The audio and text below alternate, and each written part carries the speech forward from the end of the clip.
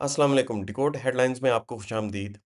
अब तक की ताज़ा तरीन अपडेट्स के साथ आपके सामने हाजिर हूँ, जिसके अंदर रास लफैन एलएनजी प्रोडक्शन एरिया पर अटैक हुआ और ये रिटेलिएशन था जो कि पार्स की गैस ऑयल फील्ड ईरान पर हमला किया गया।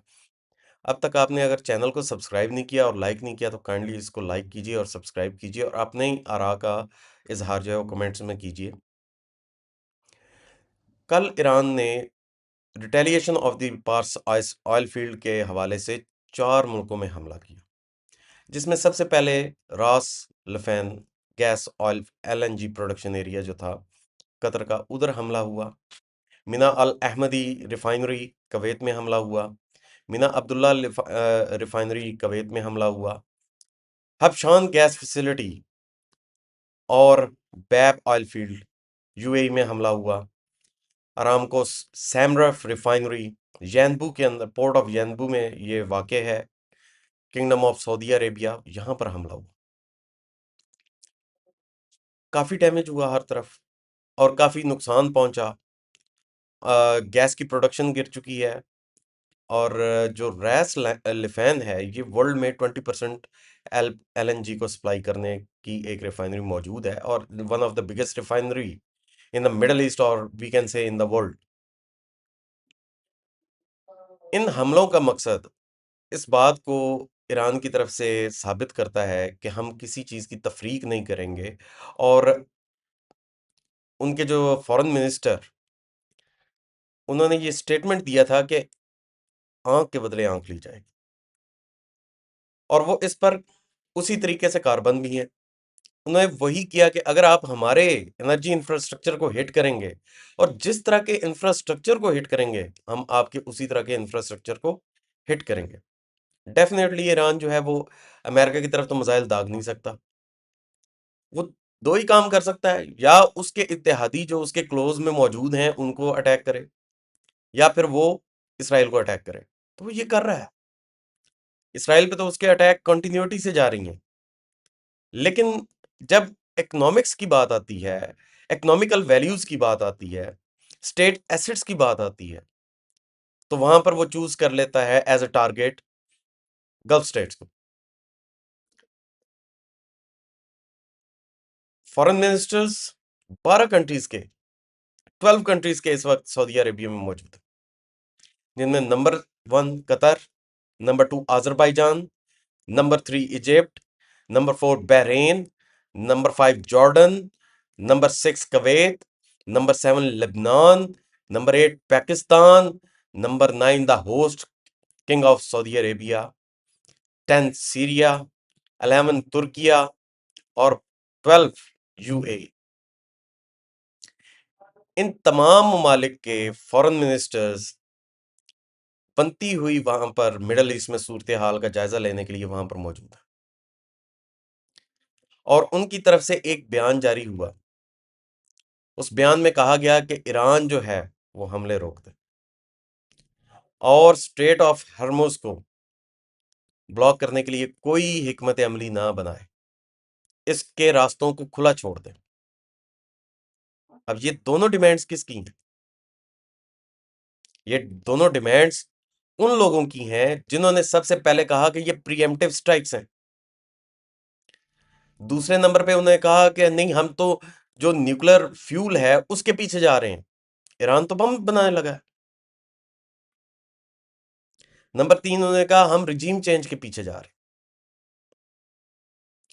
नंबर 4 उन्होंने कहा वहां पर जो उनकी अवाम पे, ईरानी अवाम पे तशद्दुद हो रहा है, हम उस जुल्म का खात्मा करने जा रहे हैं।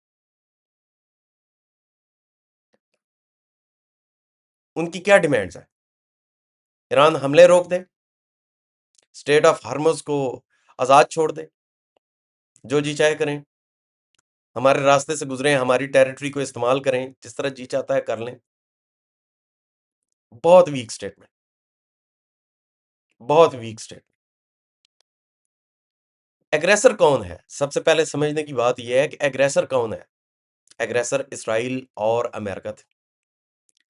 Not a single word of condemnation has been came from this meeting against these two aggressors. Let's say एक एग्रेसर तो आप बड़ी आसानी से एलिमिनेट कर सकते थे इनमें से और पिक कर सकते थे। अमेरिका को छोड़ दें, आपके टर्म्स होंगे अमेरिका के साथ, काफी अरसे से आप चल रहे हैं। तो वो एग्रेसर कौन था जिसने अमेरिका को भी ड्रैग किया? अमेरिका माने ना माने अपनी डगर पे वो तो कायम है ना, लेकिन वो ड्रैग करने वाला कौन था? इसराइल। अब इसराइल के ताल्लुकात बहुत से कंट्रीज के साथ नहीं है, जो इन जिनके 12 फॉरेन मिनिस्टर्स इस वक्त रियाद में मौजूद है। क्या कर सकते थे ये? बड़ा कोई हल इनके पास मौजूद है। जब वॉर होती है among the countries, number of countries जब इन्वॉल्व हो जाते हैं, उसमें छोटी स्टेट्स हों, बड़ी स्टेट्स हों, छोटी रियासतें हों, बड़ी रियासतें हों, तो जो छोटी रियासतें होती हैं, जैसे कि वॉर के हवाले से अगर देखा जाए तो किंगडम ऑफ सऊदी अरेबिया भी कोई बड़ी रियासत नहीं है, कतर भी कोई बड़ी रियासत नहीं है।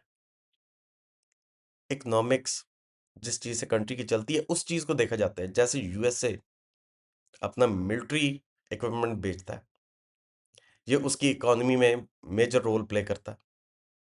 इसराइल एक मिलिट्री स्टेट है, उसका फोकस आर&डी और मिलिट्री प्रोडक्शन के ऊपर, इंटेलिजेंस गैदरिंग के ऊपर है। इन 12 कंट्रीज में क्या कोई ऐसी कंट्री मौजूद है जिसके अंदर ये खूबियां हैं? सिवाय दो। वो दो कंट्रीज कौन से हैं? पाकिस्तान, तुर्की।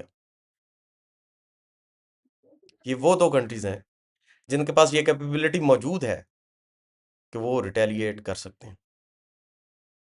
स्टैंडिंग कंट्रीज, जिनको हम कहेंगे proved and standing countries in terms of army, active personnels and the experience of war with proper training, ये वो दो कंट्रीज हैं, इनके अलावा कोई और मौजूद नहीं। तो फिर बाकी जो स्टेट्स इसके अंदर रह जाती हैं वो 9 स्टेट्स हैं, और उन 9 स्टेट्स का मतलब क्या है कि वो कमजोर मुल्क है, जंग के हवाले से वो कमजोर मुल्क है।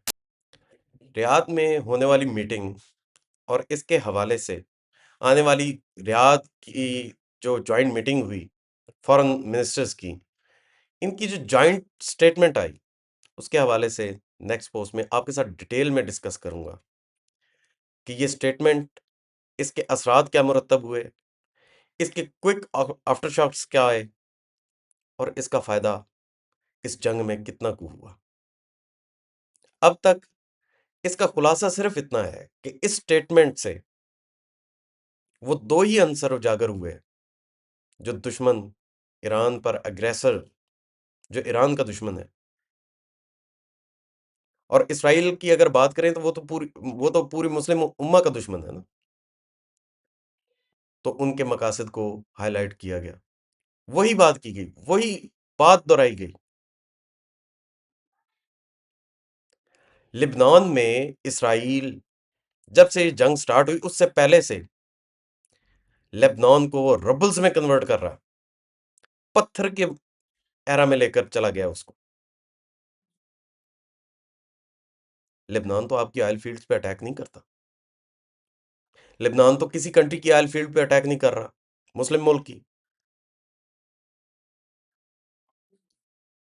एक दफा भी उस कंट्री पे होने वाले हमलों को कंडेम किया गया? नहीं। कल फिर फलस्तीन में दो शहादतें हुई। ये एक वक्त, एक स्पैन की बात कर रहा हूं, एक पहर की बात कर रहा हूं, उसमें उससे पहले की रिपोर्ट्स तो आप छोड़ ही देना, उससे पहले भी शहादतों का सिलसिला वहां जारी है उसी तरह से। तो क्या निकाला वहां से? फलस्तीन तो नहीं किसी पर हमले कर रहा, नॉट इवन इसराइल, वहां पे भी वो हमले नहीं कर रहे। वो प्योर सिविलियंस हैं जिनमें बच्चे, औरतें, बेयारो मददगार आसमान के नीचे पड़े हैं, रबल्स के अंदर, खंडरों के अंदर। एक स्टेटमेंट ऑफ कंडेमिनेशन उनके लिए नहीं आई। इस वजह से जो इन 12 ममालिक की स्टेटमेंट की consideration and the value of weight है, इसका जो वजन है इनकी स्टेटमेंट का, वो बहुत ही थोड़ा। वो कोई ऐसी जामिया स्टेटमेंट नहीं है जो जंग को रुकवा सके या ये भी प्रूव कर सके कि इनके अंदर टेंडेंसी है कि ये जंग रुक जाएगी, सिवाय इसके कि ये उन्हीं सूनी ताकतों की तरफ रुजू करते हुए उनसे गुजारिशें करते फिरें कि जंग रोक दीजिए, जंग रोक दीजिए। तो इस स्टेटमेंट के कॉन्सिक्वेंसेस और इसके आफ्टर शॉक्स के हवाले से मैं तफसीली नेक्स्ट वीडियो में आपके साथ डिस्कस करूंगा। तब तक के लिए मुझे इजाज़त दीजिए। अपना बहुत ज़्यादा ख्याल रखिएगा। अल्लाह हाफ़िज़।